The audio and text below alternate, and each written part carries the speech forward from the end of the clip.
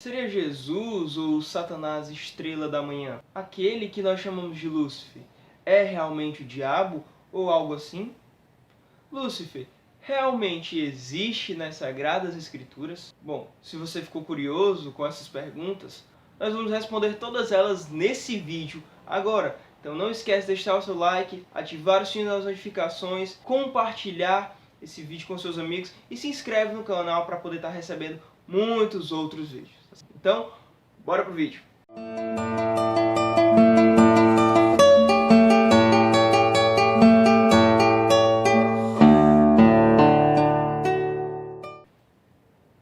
E aí pessoal, beleza? Eu espero que sim, eu sou o Pedro Tabet e esse aqui é o canal Tretologia Reformada. E como vocês já sabem, nós vamos falar sobre Lúcifer. Quem é Lúcifer? Antes de trabalharmos com quem é Lúcifer, vamos primeiro ler um texto.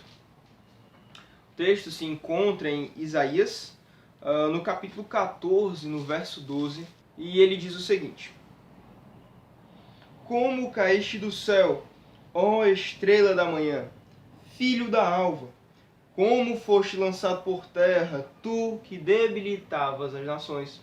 A primeira coisa que nós temos que ter em mente é que esse texto ele é muito usado e muito defendido por grandes nomes da teologia para dizer que aqui se refere a Satanás. Por quê? Esse termo estrela da manhã, ele se origina na palavra hebraica Helel. Helel, por sua vez, é uma palavra que só aparece aqui em todo o Antigo Testamento. E literalmente significa isso, estrela da manhã. São Jerônimo, quando ele fez a tradução do Antigo Testamento hebraico e do Novo Testamento grego para o latim, ele traduziu, muito bem traduzido, esse termo estrela da manhã para Lúcifer. Lúcifer, que provém de duas palavras no latim, que significa lux, luz, e fero, portador, guardião, literalmente guardião da luz. Justamente porque o sentido de Helel é justamente esse, portador da luz, guardião da luz. Então, São Jerônimo, quando ele traduziu, ele fez uma ótima tradução. Justamente porque lux, fero, Helel, ou próprio Lúcifer, não é um nome próprio, mas é um adjetivo a alguém. Estrela da manhã, portador da luz, guardião da luz. Nós temos nas nossas traduções, tanto do inglês quanto do português, duas traduções que trouxeram de fato esse termo Lúcifer. Nós temos a King James Version, em inglês, que trouxe em Isaías 14, verso 12, Lúcifer. E em português, nós temos a Almeida Corrigida e Fiel, que tirou muito da sua tradução da King James, mas continua sendo uma das mais fiéis que nós temos para o português, a Almeida Corrigida e Fiel. Mas ambas trazem Lúcifer em Isaías capítulo 14. E é justamente aí que começa o problema. Mas antes de nos aprofundarmos nisso, vamos trazer um pouco de contexto histórico. De onde foi que se originou esse pensamento de que Isaías 14 se refere a Satanás? Ele se originou nos pais da igreja, na igreja primitiva, principalmente com Orígenes e Tertuliano, que são dois grandes nomes da patrística, E perdurou até mais ou menos ali a Idade Média com Dante Alighieri, um pouco além, obviamente, mas foi mais enfático com Dante Alighieri na sua obra A Divina Comédia. Logo no primeiro livro, ali, Inferno, quando ele vai falar sobre o inferno e Dante ele tem um encontro com Satanás, ele descreve Satanás como sendo Lúcifer. Ele usa o termo Lúcifer, justamente porque os pais da igreja aplicavam Isaías capítulo 14, verso 12 a Satanás, e São Jerônimo, quando ele disse estrela da manhã, quando ele traduziu Helel, ele traduziu como Lúcifer. Então Dante e escritores medievais anteriores e posteriores entendiam então que, segundo o pensamento da patrística e segundo a tradução do termo por São Jerônimo, Lúcifer era o nome de Satanás. Obviamente, os pais da igreja anteriores a São Jerônimo, eles não tinham esse contato com o nome Lúcifer. Então eles chamavam de Helel, de estrela da manhã, de portador da luz. Então eles faziam essa conexão. E esse é um dos grandes problemas. Por quê? porque eles acabam tirando o texto fora de contexto. Vou dar um exemplo.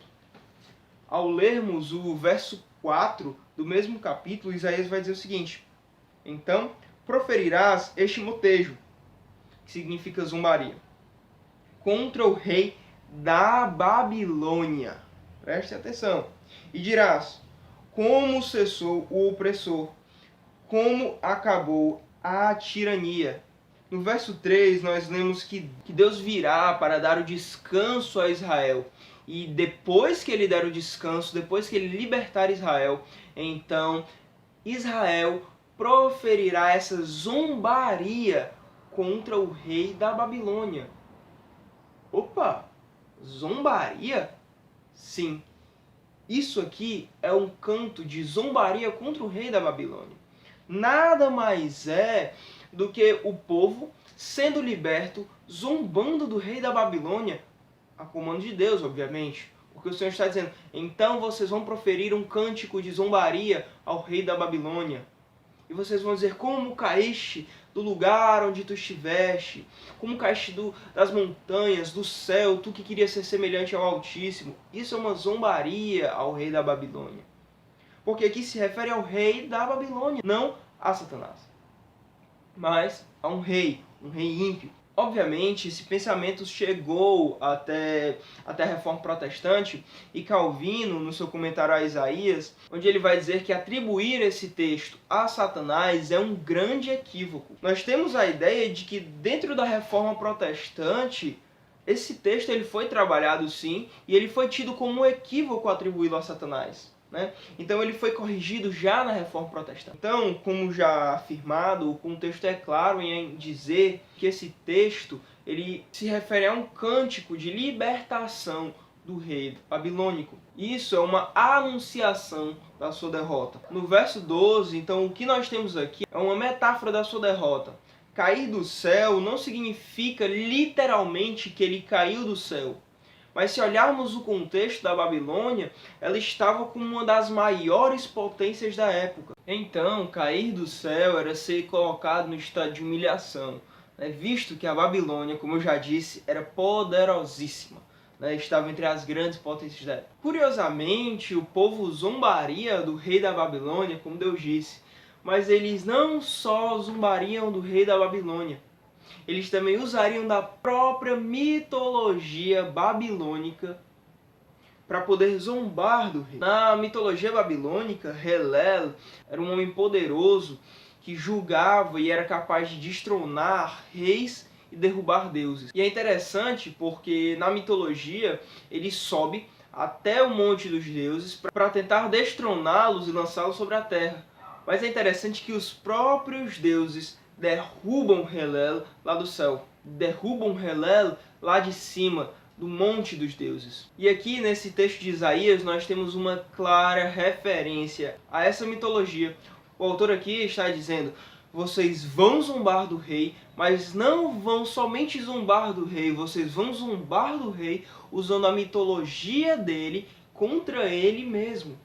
Então a zombaria é dupla aqui. Vocês não vão proferir somente um cântico de zombaria a ele, vocês vão pegar a mitologia dele como exemplo e aplicar na vida dele. Dizer: você é Helel, aquele que sobe do monte dos deuses, mas os deuses derrubam você. Aquele que tenta destronar os deuses, tenta se colocar como um deus, mas o Deus dos céus, o Deus vivo e verdadeiro, é aquele que te derruba dos céus, é aquele que te derruba dos montes. Então, a zombaria, a ironia aqui é dupla. A zombaria, a vergonha que o rei da Babilônia teria é dupla. Então, como já foi dito, nós vemos que os pais da igreja atribuíam esse texto a Satã. Muitos até tentam fazer um paralelo com Lucas 10, versículo 18, que o próprio Cristo fala que via Satanás cair como um raio, mas existe um grande problema nisso. O problema é que Jesus parece estar falando que Satanás estava caindo naquele momento, não uma queda passada, como alguns defendem, que houve uma rebelião no céu de um anjo e esse anjo ele se rebelou contra Deus. Não. O que parece é que Jesus está dizendo que depois do regresso dos 70, quando eles dizem, Senhor, nós expulsamos demônios, nós fizemos cura, milagre, maravilhas, tudo isso em teu nome. Então Jesus ele diz, eu via Satanás caindo do céu. Então ali ele está falando do regresso dos 70 e do avanço, da progressão do Evangelho. O Evangelho estava progredindo, pois eles estavam triunfando sobre o diabo. Ao que parece, a vinda de Jesus à Terra desencadeou uma queda futura, não presente, não passada, mas futura de Satanás. Quando Jesus morre, então Satanás ele de fato cai da sua posição. Qual era a posição de Satanás? De ser o acusador dos eleitos de Deus. E agora ele não tem mais esse poder. Por quê? O apóstolo Paulo vai dizer que não há mais nenhuma condenação para aqueles que estão em Cristo Jesus. Se Satanás tivesse sido expulso, então, antes da vinda de Cristo, como que a gente consegue explicar Jó capítulo 1, no verso 6, em que Satanás ele se apresenta numa reunião com os filhos de Deus? Jó capítulo 1, versículo 6 vai dizer o seguinte: num dia em que os filhos de Deus vieram apresentar-se perante o Senhor, veio também Satanás entre eles. Opa! Se Satanás tivesse caído antes da vinda de Cristo, antes da queda do homem, uma rebelião nos céus, como ele poderia se apresentar diante dos filhos de Deus? Diante de Deus. Eles estavam numa reunião, mas Satanás ali ele se apresenta. Então o que parece ali do paralelo imaginário que alguns gostam de fazer, de Lucas capítulo 10, o que o texto sugere de fato é que Satanás ele estava sofrendo uma derrota pela pregação do Evangelho. O seu reino aqui na terra estava sendo destruído, estava sendo derrubado. Então Satanás ele perde a sua autoridade de julgar os eleitos de Deus, de condenar, como ele fazia com Jó, que ele apontava Jó e ele dizia, ele só é teu servo porque tu dá coisas a ele, porque tu dá prosperidade, porque ele é rico, porque ele tem muitos filhos, porque ele tem saúde. Deixa eu tocar na vida de Jó. E Deus vai lá e permite que Satanás faça isso. Mas Satanás ele tem esse papel. Ele tinha esse papel. Agora ele não tem mais. E eu gostaria aqui então de continuar com a expressão estrela da manhã. Em Apocalipse 22:16, nós temos o relato do próprio Cristo aqui falando. E ele se intitula como estrela da manhã. Eu, Jesus, enviei meu anjo para vos testificar estas coisas às igrejas. Eu sou a raiz e a geração de Davi, a brilhante estrela da manhã. Nós vemos aqui que o próprio Jesus está se intitulando como estrela da manhã. Ele não atribui a Satanás, mas ele diz, eu sou a brilhante estrela da manhã. Se sabemos então que Lúcifer significa estrela da manhã, então podemos entender que Jesus, não Satanás, é Lúcifer. Por esse texto aqui e por outros que eu vou mostrar, ainda temos mais dois, mas temos por base então de que quem é a estrela da manhã verdadeira não é Satanás, mas é o próprio Cristo. Ele diz, eu, a brilhante estrela da manhã, raiz e geração de Davi, a brilhante estrela da manhã, é Jesus que está dizendo. Então atribuir o nome Lúcifer a Satanás é um erro. Mas, contudo, porém, todavia, entretanto, Lúcifer, como eu já havia dito, nem sequer é um nome próprio. E alguns teólogos vão defender que Lúcifer também poderia ser traduzido por Vênus. Exatamente. Vênus é a estrela d'alva, é a estrela da manhã, ou a estrela do dia. Sim, Lúcifer é um adjetivo, como eu já disse várias vezes. E poderia muito bem ser traduzido por isso, por Vênus. Estrela d'alva, estrela do dia, estrela da manhã. Entende? Então Lúcifer não é um nome, é um adjetivo. Isso fica claro. Alguns até gostam também de usar Ezequiel 28, do versículo 13 ao 17. Eu vou ler aqui com vocês. Então, vamos ler aqui Ezequiel 28, do 13, do 14 ao 17, para poder encurtar um pouco. Tu eras o querubim da guarda ungido, e te estabeleci, permanecias no monte santo de Deus. No brilho das pedras andavas, Perfeito eras nos teus caminhos, desde o dia em que foste criado, até que se achou em ti iniquidade. Na multiplicação do teu comércio, se encheu o teu interior de violência e pecaste. Pelo que te lancei, profanado, fora do monte de Deus, e te farei perecer, ó querubim da guarda, em meio ao brilho das pedras. Elevou-se o teu coração por causa da tua formosura, corrompeste a tua sabedoria por causa do teu resplendor. Lancei-te por terra, diante dos reis te pus, para que te contemplem. E muitos vão usar esse texto de Ezequiel 28 para dizer que aqui se refere a também Satanás e vai dizer que ele era um querubim ungido. Porém, traz aqui mais uma vez texto fora de contexto, que é pretexto para heresia. Muito bem. No verso 2 e no verso 9, nós temos o seguinte: Filho do homem, se referindo a Ezequiel, dize ao príncipe de Tiro, assim diz o Senhor Deus, visto que se eleva o teu coração e dizes, eu sou Deus, sobre a cadeira de Deus me assento no coração dos mares. Mas vamos ler o que o verso 2 vai dizer.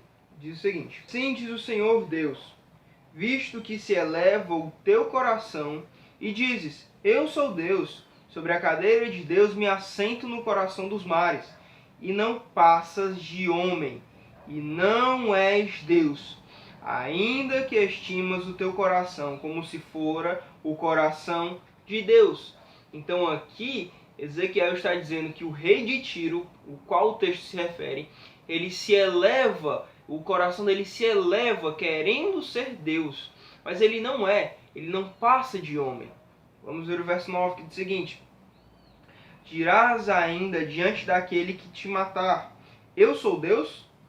Pois não passas de homem, e não és Deus, no poder do que te transpassa. Então o capítulo se refere aqui a homem. A um homem. Que homem? O rei de Tiro. Não passas de homem, é o que o texto está dizendo. Então eu não posso pegar versículos isolados e dizer assim, não, aqui está falando de Satanás. Eu não posso dizer, aqui é homem, aqui é Satanás, aqui é homem de novo. Igual no texto de Isaías 14, eu não posso dizer, aqui é homem, Satanás, homem, homem, homem, Satanás, homem. Não posso dizer esse tipo de coisa. Eu preciso olhar todo o contexto. Essa ideia ilusória que os pais da igreja tiraram é totalmente pretexto. Isso é um pretexto para a heresia. Trazer esse pensamento de que o diabo era um anjo que se rebelou e agora se transforma no nosso caluniador é mais mitológico do que bíblico. Nós temos aqui uma mitologia, não uma Bíblia. Em alguns textos, como 1 João 3,18, nós vemos que Satanás ele peca desde o princípio. E João 8,44 vai dizer que ele é homicida desde o princípio e nunca se firmou na verdade. Agora, me diga, onde que há margem nesses textos para dizer que ele era um anjo caído? Voltar a Ezequiel 28 e Isaías 14 é ignorar todo o contexto. Tirar textos fora de contexto, como eu já disse, é pretexto para heresia. E nós não podemos fazer isso. Não é assim que se faz exegese do texto. Não é assim que se utiliza a hermenêutica. Não é. Você precisa olhar todo o contexto onde a passagem está inserida. Como eu mostrei em Isaías 14, aquilo é um cântico de zombaria ao rei da Babilônia. E agora em Ezequiel 28 é o próprio Deus que está dizendo, o teu coração se eleva como se tu fosse Deus. Mas o que tu és? Homem. Simples assim. Ezequiel 28 está falando de homem. Tirar esses textos fora do contexto é ignorar exegese, é ignorar o restante das escrituras. Tirar Ezequiel 28, versículo 13 ao 17, Isaías 14, do verso 12 ao verso 15, é tirar o texto do seu contexto. Nós não podemos fazer isso. E eu acho interessante o seguinte, voltando ao termo estrela da manhã, em Apocalipse 22, no versículo 16, o próprio Cristo diz, eu, Jesus, enviei o meu anjo para vos testificar estas coisas às igrejas. Eu sou a raiz e a geração de Davi, a brilhante estrela da manhã. É o próprio Senhor quem diz estrela da manhã. É Ele quem diz, eu sou a raiz e a geração de Davi, a brilhante estrela da manhã. Voltando um pouco aqui a esse termo estrela da manhã, como eu disse, a King James e a Almeida Corrigida e Fiel, elas traduzem o termo Helel para Lúcifer. Porém, o que eu fico me perguntando é por que essas traduções não trouxeram, já que traduziram Estrela da Manhã, Isaías 14, como Lúcifer, a Vulgata também traz outros dois textos como Lúcifer. Exemplo em Jó 11:17, que vai dizer o seguinte: a tua vida será mais clara que o meio-dia, ainda que lhe haja trevas, será como amanhã. Eu vou deixar aqui na descrição esse verso em latim, para você ver que no finalzinho, essa manhã é traduzido por Lúcifer. Mas em 2 Pedro 1,19, também vai dizer estrela da manhã, e a Vulgata Latina traduz esse termo para exatamente Lúcifer. Vamos ler? Acompanhe comigo. 1,19, 2 Pedro. Vai dizer o seguinte: temos assim tanto mais confirmado a palavra profética, e fazeis bem em atendê-la, como a candeia que brilha em lugar tenebroso, até que o dia clareie e a estrela da alva nasça em vosso coração. Eu vou deixar também esse texto em latim aqui embaixo, tá certo? Para que você possa ver que ambos os textos em latim também são traduzidos por Lúcifer. Agora eu pergunto a vocês, Lúcifer realmente é uma pessoa? Não. Lúcifer é um adjetivo, estrela da manhã. Jesus se denomina estrela da manhã. Estrela da manhã também é aplicado ao rei da Babilônia, mas como uma zombaria. Então nós temos aqui um comparativo entre Isaías 14 e Apocalipse 22, no verso 16. Nós temos um comparativo entre uma zombaria, a pessoa chamando o rei da Babilônia de estrela da manhã, zombando dele, e Jesus, o rei dos reis, o único rei sobre nós, o único e verdadeiro rei, sendo exaltado quando chamado de estrela da manhã. Ele está sendo exaltado e um está sendo zombado. Mas nenhum desses dois textos fala de Satanás. E em 2 Coríntios 11, no versículo 14, que diz o seguinte: e não é de admirar que o próprio Satanás se transforma em anjo de luz. Há quem argumente que esse texto aqui está mostrando que Satanás ele era um anjo. Porém, Paulo ele está falando aqui que Satanás ele se transforma para se apresentar, para enganar as pessoas. Satanás ele se disfarça para enganar as outras pessoas. Ele se transforma, ele se apresenta como um anjo de luz para enganar. É por isso que em Gálatas ele vai dizer que mesmo que um anjo desça do céu anunciando outro evangelho, que seja anátema. Por quê? Porque o próprio Satanás pode se disfarçar de anjo de luz. Nós vemos aí que muitas seitas usam anjos para trazer novas revelações. E então, é justamente nesse contexto, no versículo 13, Paulo fala sobre os falsos mestres. Ele diz o seguinte: porque os tais são falsos apóstolos, obreiros fraudulentos, transformando-se em apóstolos de Cristo. Então, Paulo aqui está falando que os falsos mestres, os falsos obreiros, eles se transformam em apóstolos. Eles não são apóstolos. E aí, o próprio Paulo diz, Satanás também se transforma em anjo de luz. Ele não é um anjo de luz, mas ele se transforma. Qual é a atitude dos falsos mestres? Qual é o desejo do seu coração? Enganar o povo. Assim, Satanás ele também se transforma como um anjo de luz. onde a Bíblia não diz, buscar uma história de Satanás, evidências, onde a Bíblia não diz, é um grande perigo. Nós acabamos por ficar obcecados com as invenções dos pais da igreja. Alguns vão ficar obcecados por essas teorias e invenções dos pais da igreja, inventam de fato teorias afirmando um dilúvio de Lúcifer entre o versículo 1 do capítulo 1 de Gênesis e o versículo 2. Vão dizer ali que houve um dilúvio com a queda de Lúcifer, e aí se deu toda a era glacial, tentando encaixar cientificismo, evolucionismo com a Bíblia. Então abre espaço para muita heresia. Então é um grande perigo. E talvez até usar esse nome Lúcifer, essa teoria pareça até ganhar mais força.